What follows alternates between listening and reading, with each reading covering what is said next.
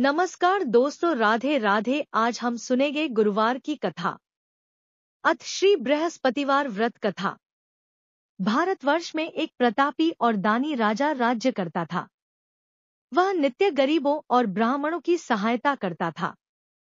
यह बात उसकी रानी को अच्छी नहीं लगती थी। वह न ही गरीबों को दान देती, न ही भगवान का पूजन करती थी और राजा को भी दान देने से मना किया करती थी। एक दिन राजा शिकार खेलने वन को गए हुए थे, तो रानी महल में अकेली थी। उसी समय बृहस्पतिदेव साधु वेश में राजा के महल में भिक्षा के लिए गए और भिक्षा मांगी। रानी ने भिक्षा देने से इनकार किया और कहा, हे साधु महाराज, मैं तो दान पुण्य से तंग आ गई हूँ। मेरा पति सारा धन लुटाते रहते हैं। मेरी इच्छा है कि हमारा धन नष्ट हो जाए, फिर न रहेगा बांस, न बजेगी बांसुरी। साधु ने कहा, देवी तुम तो बड़ी विचित्र हो। धन संतान तो सभी चाहते हैं, पुत्र और लक्ष्मी तो पापी के घर भी होने चाहिए। यदि तुम्हारे पास अधिक धन है तो भूखों को भोजन दो, प्यासों के लिए प्याऊ बनवाओ, मुसाफिरों के लिए धर्मशालाएं खुलवाओ। जो निर्धन अपनी कुंवारी कन्याओं का विवाह नहीं कर सकते, उनका विवाह करा दो। ऐसे और कई काम हैं जिनके करने से तुम्हारा यश लोक परलोक में फैलेगा। परंतु रानी पर उपदेश का कोई प्रभाव न पड़ा। वह बोली, महाराज आप मुझे कुछ न समझाएं। मैं ऐसा धन नहीं चाहती जो हर जगह बांटती फिरूं। साधु ने उत्तर दिया, यदि तुम्हारी ऐसी इच्छा है तो तथास्तु। तुम ऐसा करना कि बृहस्पतिवार को घर लीपकर पीली मिट्टी से अपना सिर धोकर स्नान करना, भट्टी चढ़ाकर कपड़े धोना। ऐसा करने से आपका सारा धन नष्ट हो जाएगा। इतना कहकर वह साधु महाराज वहां से आलोप हो गए। साधु के अनुसार कही बातों को पूरा करते हुए रानी को केवल 3 बृहस्पतिवार ही बीते थे कि उसकी समस्त धन संपत्ति नष्ट हो गई। भोजन के लिए राजा का परिवार तरसने लगा। तब एक दिन राजा ने रानी से बोला कि हे रानी, तुम यहीं रहो, मैं दूसरे देश को जाता हूँ, क्योंकि यहाँ पर सभी लोग मुझे जानते हैं। इसलिए मैं कोई छोटा कार्य नहीं कर सकता। ऐसा कहकर राजा परदेश चला गया। वहां वह जंगल से लकड़ी काट कर लाता और शहर में बेचता। इस तरह वह अपना जीवन व्यतीत करने लगा। इधर राजा के परदेश जाते ही रानी और दासी दुखी रहने लगी। एक बार जब रानी और दासी को 7 दिन तक बिना भोजन के रहना पड़ा, तो रानी ने अपनी दासी से कहा, हे दासी, पास ही के नगर में मेरी बहन रहती है। वह बड़ी धनवान है। तू उसके पास जा और कुछ ले आ, ताकि थोड़ी बहुत गुजर-बसर हो जाए। दासी रानी की बहन के पास गई। उस दिन गुरुवार था और रानी की बहन उस समय बृहस्पतिवार व्रत की कथा सुन रही थी। दासी ने रानी की बहन को अपनी रानी का संदेश दिया, लेकिन रानी की बड़ी बहन ने कोई उत्तर नहीं दिया। जब दासी को रानी की बहन से कोई उत्तर नहीं मिला तो वह बहुत दुखी हुई और उसे क्रोध भी आया। दासी ने वापस आकर रानी को सारी बात बता दी। सुनकर रानी ने अपने भाग्य को कोसा। उधर रानी की बहन ने सोचा कि मेरी बहन की दासी आई थी, परंतु मैं उससे नहीं बोली, इससे वह बहुत दुखी हुई होगी।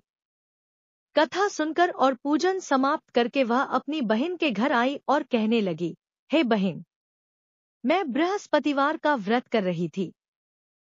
तुम्हारी दासी मेरे घर आई थी, परंतु जब तक कथा होती है तब तक न तो उठते हैं और न ही बोलते हैं, इसलिए मैं नहीं बोली। कहो दासी क्यों गई थी? रानी बोली, बहन, तुमसे क्या छिपाऊं, हमारे घर में खाने तक को अनाज नहीं था। ऐसा कहते कहते रानी की आंखें भर आई। उसने दासी समेत पिछले 7 दिनों से भूखे रहने तक की बात अपनी बहन को विस्तार पूर्वक सुना दी। रानी की बहन बोली, देखो बहन, भगवान बृहस्पतिदेव सबकी मनोकामना को पूर्ण करते हैं। देखो, शायद तुम्हारे घर में अनाज रखा हो। पहले तो रानी को विश्वास नहीं हुआ, पर बहन के आग्रह करने पर उसने अपनी दासी को अंदर भेजा तो उसे सचमुच अनाज से भरा एक घड़ा मिल गया। यह देखकर दासी को बड़ी हैरानी हुई। दासी रानी से कहने लगी, हे रानी, जब हमको भोजन नहीं मिलता तो हम व्रत ही तो करते हैं, इसलिए क्यों न इनसे व्रत और कथा की विधि पूछ ली जाए, ताकि हम भी व्रत कर सकें।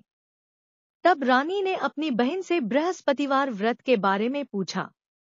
उसकी बहन ने बताया, बृहस्पतिवार के व्रत में चने की दाल और मुनक्का से विष्णु भगवान का केले की जड़ में पूजन करें तथा दीपक जलाएं, व्रत कथा सुने और पीला भोजन ही करें। इससे बृहस्पतिदेव प्रसन्न होते हैं। व्रत और पूजन विधि बताकर रानी की बहन अपने घर को लौट गई। 7 दिन के बाद जब गुरुवार आया तो रानी और दासी ने व्रत रखा। घुड़साल में जाकर चना और गुड़ लेकर आईं।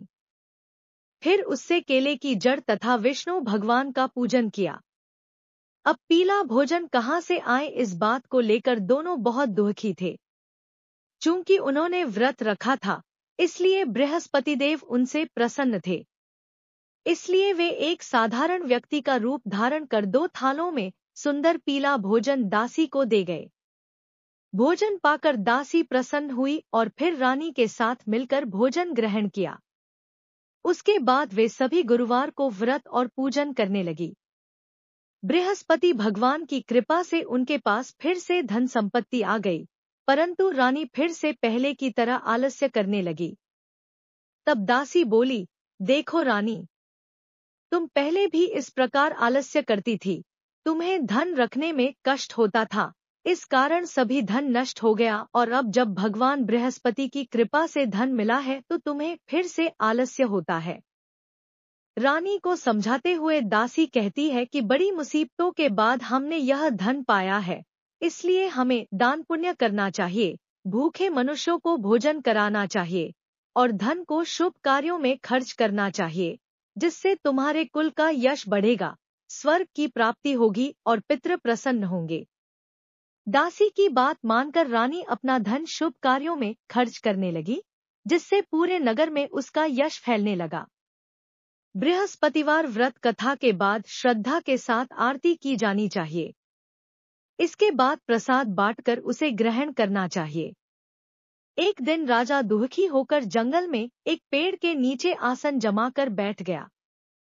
वह अपनी दशा को याद करके व्याकुल होने लगा। बृहस्पतिवार का दिन था। एकाएक उसने देखा कि निर्जन वन में एक साधु प्रकट हुए। वह साधु वेश में स्वयं बृहस्पति देवता थे। लकड़हारे के सामने आकर बोले, हे लकड़हारे, इस सुनसान जंगल में तू चिंता मग्न क्यों बैठा है? लकड़हारे ने दोनों हाथ जोड़कर प्रणाम किया और उत्तर दिया, महात्मा जी, आप सब कुछ जानते हैं, मैं क्या कहूँ। यह कहकर रोने लगा और साधु को अपनी आत्मकथा सुनाई। महात्मा जी ने कहा, तुम्हारी स्त्री ने बृहस्पति के दिन बृहस्पति भगवान का निरादर किया है, जिसके कारण रुष्ट होकर उन्होंने तुम्हारी यह दशा कर दी। अब तुम चिंता को दूर करके मेरे कहने पर चलो तो तुम्हारे सब कष्ट दूर हो जाएंगे और भगवान पहले से भी अधिक संपत्ति देंगे।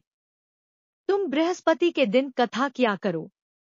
2 पैसे के चने मुनक्का लाकर उसका प्रसाद बनाओ और शुद्ध जल से लोटे में शक्कर मिलाकर अमृत तैयार करो। कथा के पश्चात अपने सारे परिवार और सुनने वाले प्रेमियों में अमृत व प्रसाद बांटकर आप भी ग्रहण करो। ऐसा करने से भगवान तुम्हारी सब मनोकामनाएं पूरी करेंगे। साधु के ऐसे वचन सुनकर लकड़हारा बोला, हे प्रभो, मुझे लकड़ी बेचकर इतना पैसा नहीं मिलता जिससे भोजन के उपरांत कुछ बचा सकूं। मैंने रात्रि में अपनी स्त्री को व्याकुल देखा है। मेरे पास कुछ भी नहीं जिससे मैं उसकी खबर मंगा सकूं। साधु ने कहा, हे लकड़हारे, तुम किसी बात की चिंता मत करो। बृहस्पति के दिन तुम रोजाना की तरह लकड़ियां लेकर शहर को जाओ। तुमको रोज से दुगुना धन प्राप्त होगा, जिससे तुम भलीभांति भोजन कर लोगे तथा बृहस्पति देव की पूजा का सामान भी आ जाएगा। इतना कहकर साधु अंतर्ध्यान हो गए। धीरे धीरे समय व्यतीत होने पर फिर वही बृहस्पतिवार का दिन आया। लकड़हारा जंगल से लकड़ी काटकर किसी शहर में बेचने गया उसे उस दिन और दिन से अधिक पैसा मिला। राजा ने चना गुड़ आदि लाकर गुरुवार का व्रत किया। उस दिन से उसके सभी क्लेश दूर हुए, परंतु जब दोबारा गुरुवार का दिन आया तो बृहस्पतिवार का व्रत करना भूल गया। इस कारण बृहस्पति भगवान नाराज हो गए। उस दिन उस नगर के राजा ने विशाल यज्ञ का आयोजन किया तथा शहर में यह घोषणा करा दी कि कोई भी मनुष्य अपने घर में भोजन न बनावे, न आग जलावे, समस्त जनता मेरे यहाँ भोजन करने आवे। इस आज्ञा को जो न मानेगा उसे फांसी की सजा दी जाएगी। इस तरह की घोषणा संपूर्ण नगर में करवा दी गई। राजा की आज्ञानुसार शहर के सभी लोग भोजन करने गए, लेकिन लकड़हारा कुछ देर से पहुंचा, इसलिए राजा उसको अपने साथ घर ले गए और ले जाकर भोजन करा रहे थे तो रानी की दृष्टि उस खूंटी पर पड़ी जिस पर उसका हार लटका हुआ था। वह वहां पर दिखाई नहीं दिया। रानी ने निश्चय किया कि मेरा हार इस मनुष्य ने चुरा लिया है। उसी समय सिपाहियों को बुलाकर उसको कारागार में डलवा दिया। जब लकड़हारा कारागार में पड़ गया और बहुत दुखी होकर विचार करने लगा कि न जाने कौन से पूर्व जन्म के कर्म से मुझे यह दुख प्राप्त हुआ है, और उसी साधु को याद करने लगा जो कि जंगल में मिला था। उसी समय तत्काल बृहस्पतिदेव साधु के रूप में प्रकट हुए और उसकी दशा को देखकर कहने लगे, अरे मूर्ख, तूने बृहस्पतिदेव की कथा नहीं करी, इस कारण तुझे दुख प्राप्त हुआ है। अब चिंता मत कर, बृहस्पतिवार के दिन कारागार के दरवाजे पर 4 पैसे पड़े मिलेंगे। उनसे तू बृहस्पतिदेव की पूजा करना, तेरे सभी कष्ट दूर हो जाएंगे। बृहस्पति के दिन उसे 4 पैसे मिले। लकड़हारे ने कथा कही। उसी रात्रि को बृहस्पतिदेव ने उस नगर के राजा को स्वप्न में कहा, हे राजा, तुमने जिस आदमी को कारागार में बंद कर दिया है वह निर्दोष है। वह राजा है, उसे छोड़ देना। रानी का हार उसी खूंटी पर लटका है। अगर तू ऐसा नहीं करेगा तो मैं तेरे राज्य को नष्ट कर दूंगा।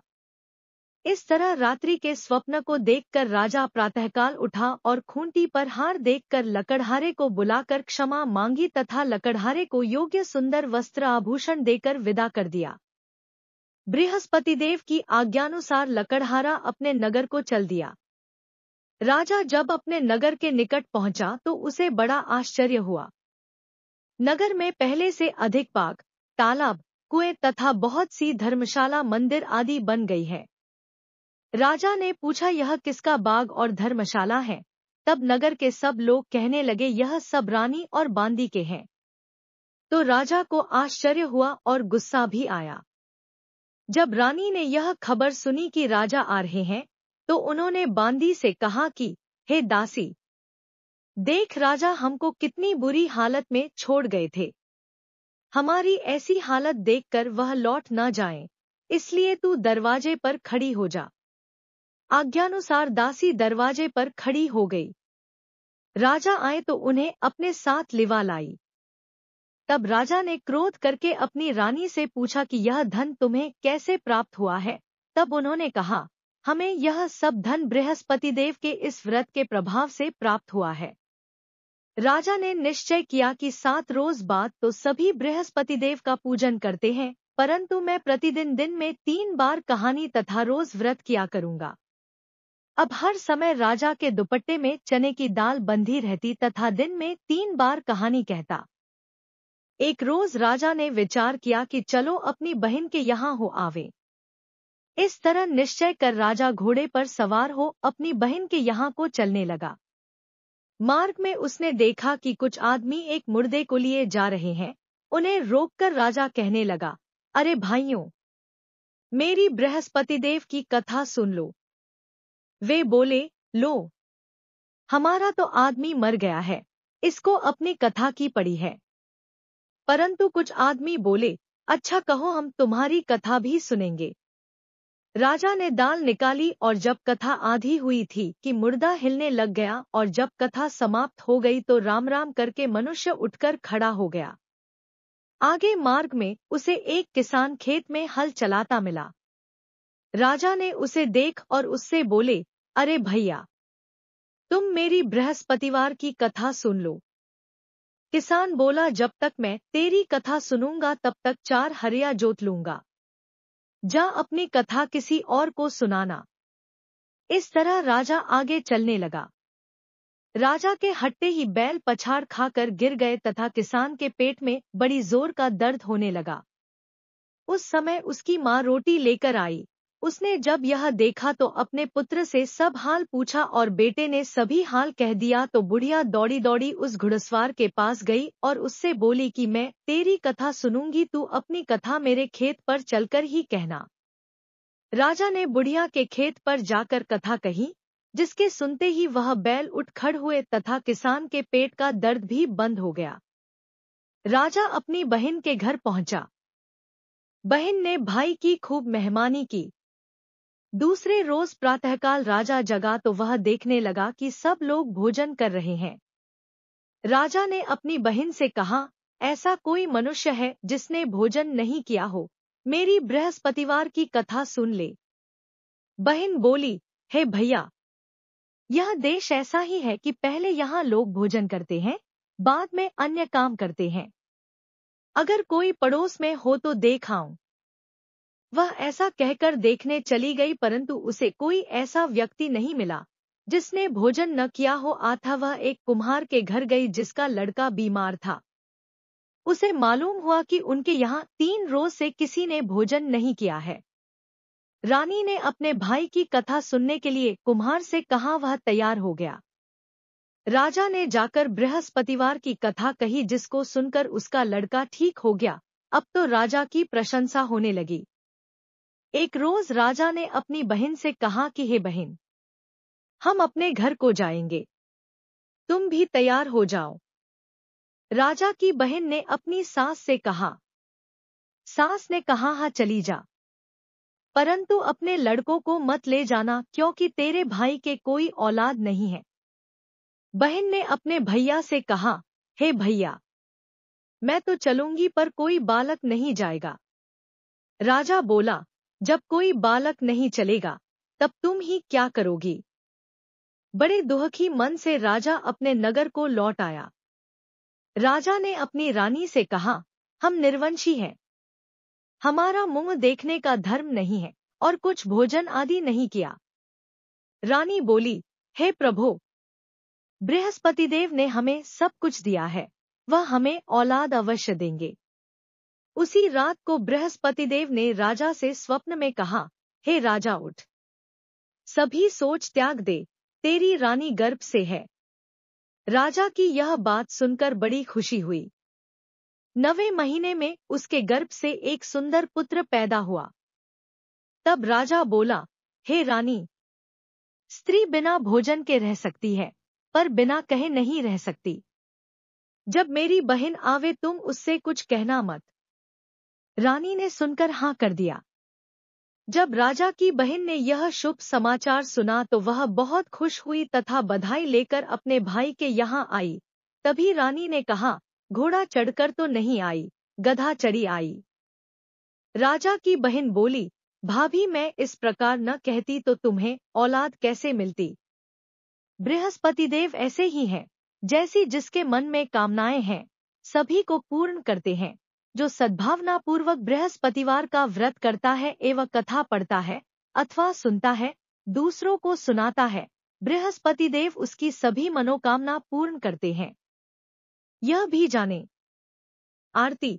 श्री बृहस्पति देव आरती। मां लक्ष्मी जी जय जगदीश हरे। आरती। श्री बृहस्पतिवार व्रत कथा 2 गुरुवार। Good morning message. भगवान बृहस्पतिदेव उसकी सदैव रक्षा करते हैं।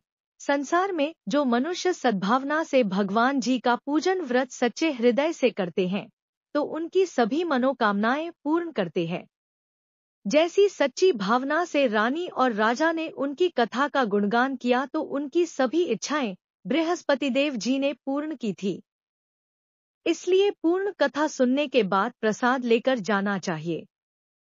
हृदय से उसका मनन करते हुए जयकारा बोलना चाहिए। बोलो बृहस्पतिदेव की जय, भगवान विष्णु की जय। अब सुने दूसरी कथा।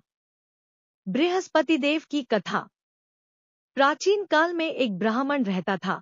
वह बहुत निर्धन था। उसके कोई संतान नहीं थी। उसकी स्त्री बहुत मलिनता के साथ रहती थी।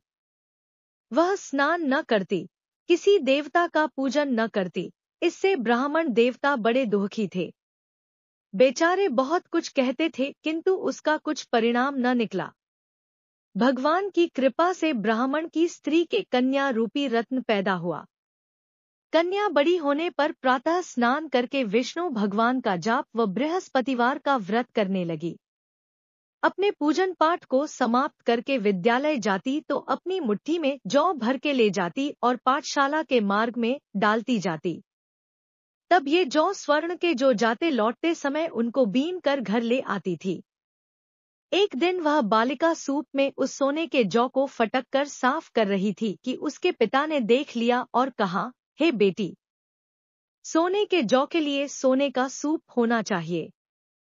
दूसरे दिन बृहस्पतिवार था। इस कन्या ने व्रत रखा और बृहस्पतिदेव से प्रार्थना करके कहा, मैंने आपकी पूजा सच्चे मन से की हो तो मेरे लिए सोने का सूप दे दो। बृहस्पतिदेव ने उसकी प्रार्थना स्वीकार कर ली। रोजाना की तरह वह कन्या जौ फैलाती हुई जाने लगी। जब लौटकर जौ बीन रही थी तो बृहस्पतिदेव की कृपा से सोने का सूप मिला।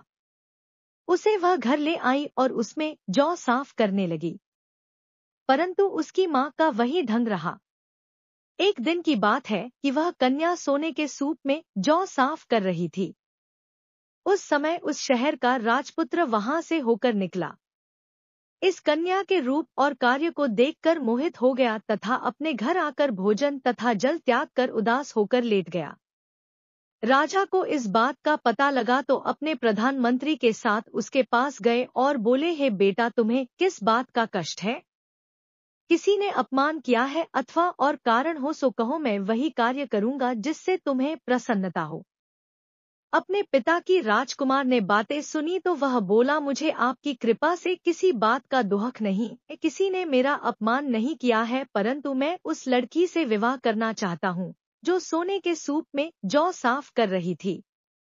यह सुनकर राजा आश्चर्य में पड़ और बोला, हे बेटा, इस तरह की कन्या का पता तुम ही लगाओ, मैं उसके साथ तेरा विवाह अवश्य ही करवा दूंगा। राजकुमार ने उस लड़की के घर का पता बतलाया। तब मंत्री उस लड़की के घर गए और ब्राह्मण देवता को सभी हाल बतलाया। ब्राह्मण देवता राजकुमार के साथ अपनी कन्या का विवाह करने के लिए तैयार हो गए तथा विधि विधान के अनुसार ब्राह्मण की कन्या का विवाह राजकुमार के साथ हो गया। कन्या के घर से जाते ही पहले की भांति उस ब्राह्मण देवता के घर में गरीबी का निवास हो गया। अब भोजन के लिए भी अन्न बड़ी मुश्किल से मिलता था। एक दिन दुखी होकर ब्राह्मण देवता अपनी पुत्री के पास गए। बेटी ने पिता की दुखी अवस्था को देखा और अपनी मां का हाल पूछा। तब ब्राह्मण ने सभी हाल कहा। कन्या ने बहुत सा धन देकर अपने पिता को विदा कर दिया। इस तरह ब्राह्मण का कुछ समय सुखपूर्वक व्यतीत हुआ। कुछ दिन बाद फिर वही हाल हो गया। ब्राह्मण फिर अपनी कन्या के यहाँ गया और सारा हाल कहा तो लड़की बोली, हे पिताजी, आप माताजी को यहाँ लिवा लाओ, मैं उसे विधि बता दूंगी जिससे गरीबी दूर हो जाए।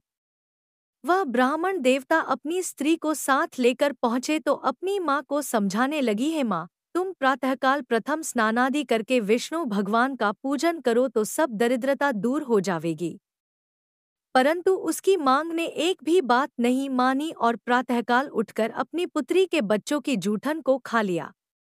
इससे उसकी पुत्री को भी बहुत गुस्सा आया और एक रात को कोठरी से सभी सामान निकाल दिया और अपनी मां को उसमें बंद कर दिया। प्रातःकाल उसे निकाला तथा स्नानादि करा के पाठ करवाया तो उसकी मां की बुद्धि ठीक हो गई और फिर प्रत्येक बृहस्पतिवार को व्रत रखने लगी। इस व्रत के प्रभाव से उसके माँ बाप बहुत ही धनवान और पुत्रवान हो गए और बृहस्पति जी के प्रभाव से इस लोक के सुख भोग कर स्वर्ग को प्राप्त हुए। सब बोलो विष्णु भगवान की जय, बोलो बृहस्पति देव की जय।